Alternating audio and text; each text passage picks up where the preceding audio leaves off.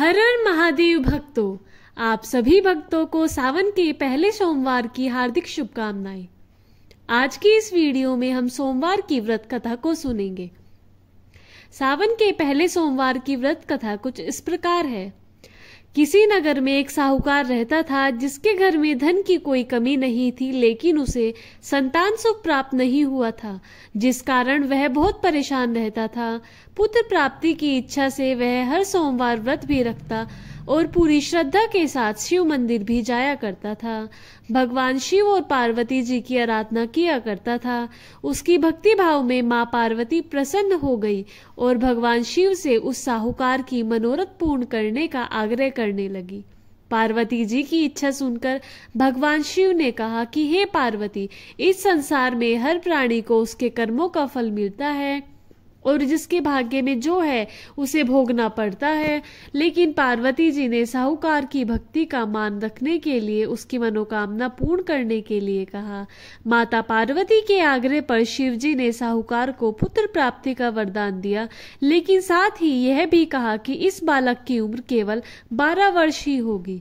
माता पार्वती और भगवान शिव की बातचीत को साहूकार सुन रहा था, जिसे सुनकर ना तो उसे कोई खुशी हुई ना ही दुख। वह पहले की तरह ही शिव जी की पूजा करता रहा। कुछ समय बाद साहूकार को पुत्र की प्राप्ति हुई। जब वह बालक 11 वर्ष का हुआ तो उसने पढ़ने के लिए काशी भेज दिया।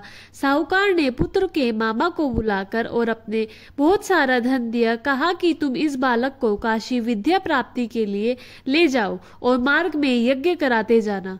जहां भी यज्ञ कराओ वहां ब्राह्मणों को भोजन कराकर दक्षिणा देते रहना। दोनों मामा भांजे इसी तरह यज्ञ कराते और ब्राह्मणों को दान दक्षिणा देते हुए काशी की तरफ बढ़े। रास्ते में एक नगर पड़ा जहां नगर के राजा की कन्या का विवाह हो रहा था, लेकिन जिस राजकुमार से उसका विवाह हो रहा था वह एक आंख से काना था, जिसकी जानकारी लड़की और उसके घर वालों को नहीं थी। राजकुमार के पिता ने उनके पुत्र को काना होने की बात को छुपा रखा था। साहूकार के पुत्र को देखकर उसने सोचा कि क्यों ना इस लड़के को ही दूल्हा बनाकर राजकुमारी से विवाह करा दिया जाए। विवाह के बाद इसको धन देकर विदा कर दूंगा और राजकुमारी को अपने नगर ले जाऊंगा।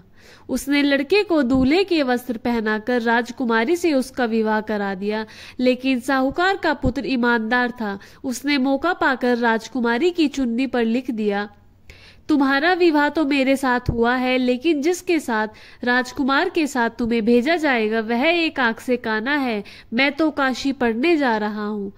राजकुमारी ने चुन्नी पर लिखी बात अपने माता पिता को बताई। राजा ने अपनी पुत्री को विदा नहीं किया। दूसरी ओर साहूकार का लड़का और उसका मामा काशी पहुंचे और वहां जाकर उन्होंने यज्ञ किया। जिस दिन लड़के की आयु 12 साल की हुई उसी दिन यज्ञ रखा गया। लड़के ने अपने मामा से कहा कि मेरी तबीयत कुछ ठीक नहीं लग रही। मामा ने कहा कि तुम अंदर जाकर सो जाओ। शिवजी के वरदान अनुसार कुछ ही देर में उस बालक के प्राण निकल गए। मृत भांजे को देखकर उसके मामा के विलाप शुरू हो गए। संयोगवश उसी समय शिवजी और माता पार्वती उधर से जा रहे थे। पार्वती ने भगवान से कहा, स्वामी, मुझे इसके रोने के स्वर सहन नहीं हो रहा। आप इस व्यक्ति के कष्ट को अवश्य दूर करें।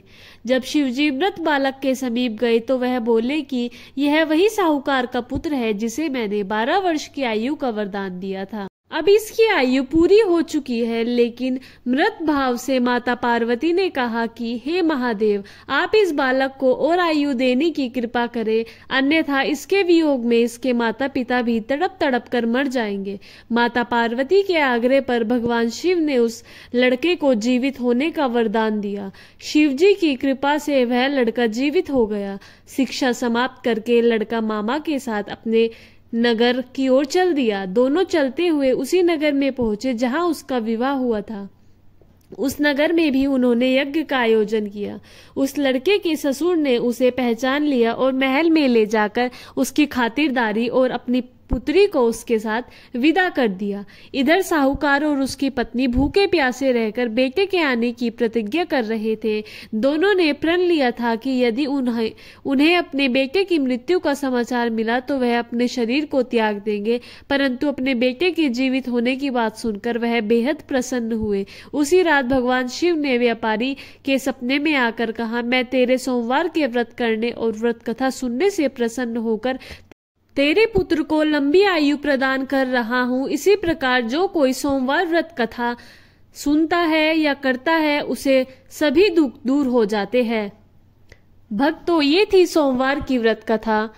वीडियो अच्छा लगे तो लाइक करें। ऐसी ही वीडियो देखने के लिए चैनल को सब्सक्राइब करें। कमेंट बॉक्स में हर हर महादेव अवश्य लिखें। आप सभी को राधे राधे। हर हर महादेव। जय शिव शंकर। जय माता पार्वती।